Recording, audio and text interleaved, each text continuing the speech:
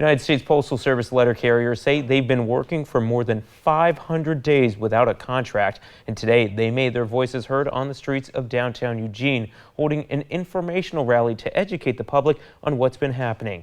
KEZI 9 News reporter Aaron Ariano spoke with letter carriers on how this situation affects them and our mail delivery system. Letter carriers I spoke with say that they are the last people to touch your mail right before it's delivered, and that their role in the U.S. Postal Service is essential, which is why they say they deserve better.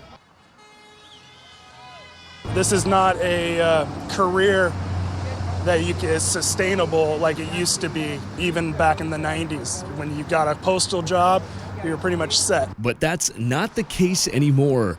Letter carriers I spoke with say their starting wages, roughly $19.50 an hour, is nowhere near their closest competitors in the private sector, like FedEx and UPS. This makes it harder for them to hire entry-level workers. Without competitive pay, you're not going to get a good, solid workforce for the American people. Terrence Graves is the president of the Local 916 National Association of Letter Carriers. He says in his more than 30-year career, this is the longest he's seen letter carriers work without a contract. As federal workers, they're legally prohibited from striking, so they're holding an informational rally on their day off due to the federal holiday to inform the public about their situation. Letter carriers across the United States are out letting the public know that we've been working for 512 days of an expired contract. 512 days, or nearly a year and a half.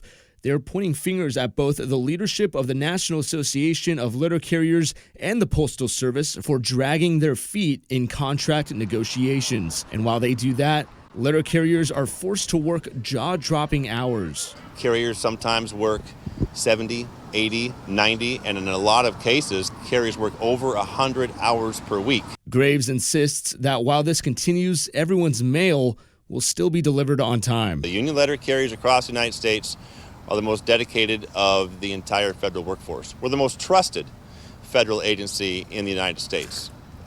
So it's not going to have any effect on mail delivery. It's just not. Reporting in Eugene, Aaron Ariano, KEZI 9 News.